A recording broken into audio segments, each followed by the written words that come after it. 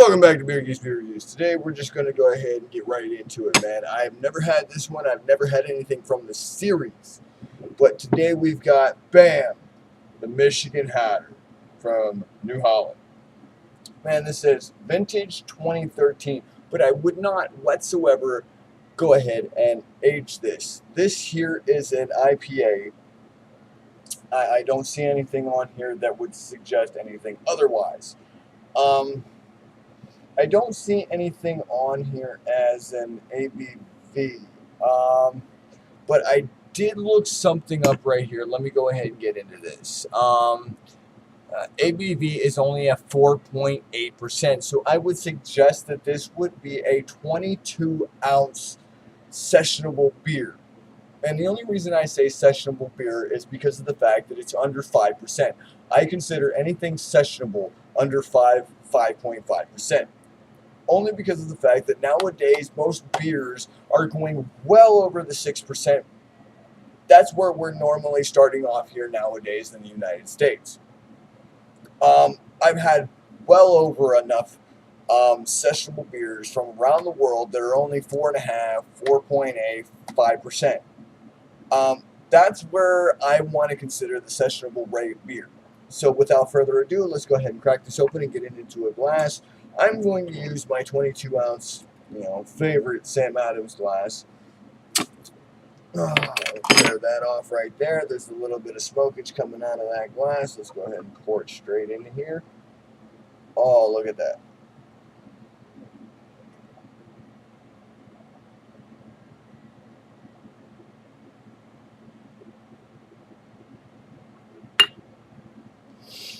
Now, by color-wise, just looking at it, there's some, it just came fresh out of the refrigerator.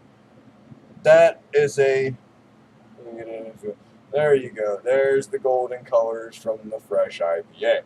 Now, head is very rocky. I poured it slowly, so I got about a 2 1/4 of a head. Very lightly hopped. I mean, if you smell this beer, it is very hoppy, but it's not a strong punch to your nose. It is not a big, robust, boom, right there in your face hoppiness. It is a very light floral hoppy. I mean, you can definitely tell it's got a little bit of grapefruit, a little bit of resin to it, a little bit of pine to it. But it's not big, robust, up in your face. This is a lovely smelling beer. I do love this, just by the smell and aroma. I do want to go ahead and note that I did do a little info on this because I couldn't find hardly anything on it. I mean, right here, the only thing that it tells you right here on the, it just gives you Michigan Hatter celebrates our local agriculture of Michigan-grown Cascade hops, and it gives you the place that it was grown at. I don't know very many Michigan places that I haven't been to or how to pronounce them because most of them are more or less like Indian, Peninsulan Indian, Hillbilly Indian. I mean, that's where hillbilly comes from. Look it up. Ask the people from Michigan. But anywho, it gives you citrusy hop. It gives you what's nice about this is let me turn this bottle around and show you. Right here at the bottom, I don't think it's going to show you. See right with my fingers wiggling right there. Man, it's pretty nice. They give you pairings: sharp cheeses, herbal roasted poultry, and curry. Man, that is pretty nice.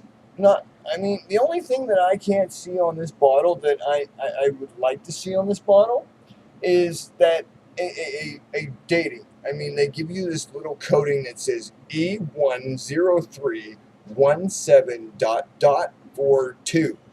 I don't want to freaking look up no damn code. Hell with that shit.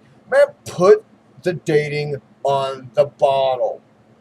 I don't know how many more plainly reviewers can state this. If you can't put the labeling on or the dating on the bottle, period, then what are you putting anything on there for? All you need is the month, the day, the year. or a use by date. Sam Adams started that for a purpose. Use it. Anywho, let me get off that for a minute and get back to the beer. I could pour a little bit more in here. Look at this. It is the head is resided a little bit.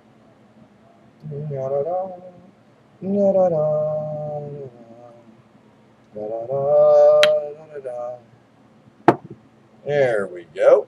A nice top of the glass head.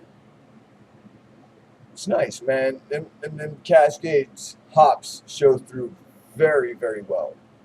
Get off over here. Man, you can see that lovely IPA color again. Now let me get back into the beer. First off, that's what you're smelling. Hop. Floral. Resinous. It's more aromatic than anything. That is what is dominating this beer. Now let me go ahead and get a sip on this. Prost.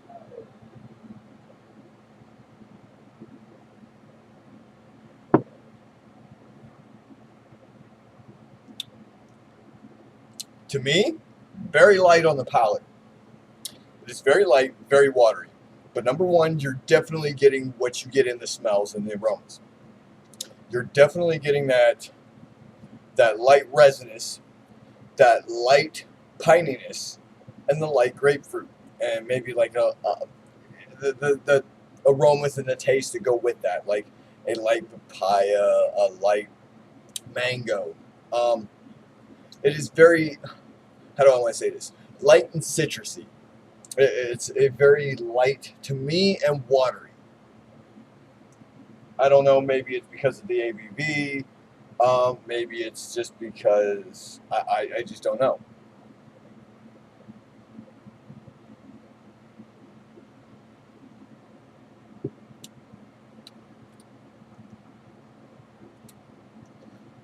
I will put this in the notation. Very light, very citrusy. You do have that cleanly carbonation to it. You do have a light malt body to it, but yet it's very light and refreshing. I don't want to say this. Nah, I won't. But from what I'm getting from this, it is a very light, very refreshing beer. But I will go out on the line and say this. Why post this up in a 22-ounce bottle when you can post it up in 12-ounce bottles for cheaper, put it in a 4-pack, put it in a 6-pack, and make it a sessionable beer? Make it one that nobody has to pay like $6, $8, $10 for. Why are you trying to post up a bottle? I may get this because it is in a series. The Hatter series goes on and on and on and on. I mean, I also have another Hatter beer, 2 of them, matter of fact, in the refrigerator that I have to review.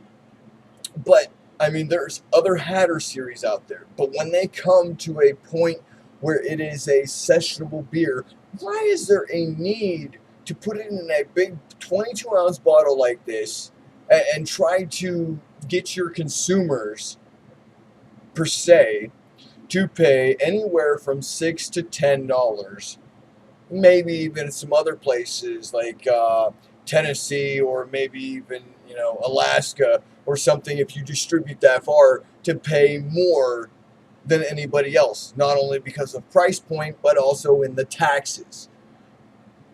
That's enough for my rant. Anywho, I want to say, if you're going to rate this as a sessionable beer, plus, but if you're going to rate it as a beer in itself,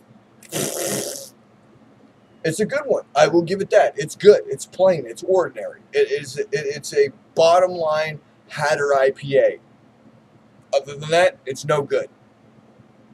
It's good. It's refreshing. It's a sessionable beer. Okay, but if you want something, or if you see this here on the shelf, if it's any more than probably $7, I would say no. That's the bottom line. To that, prost, cheers. Beer Geeks Free Reviews Signing out, man. Come on.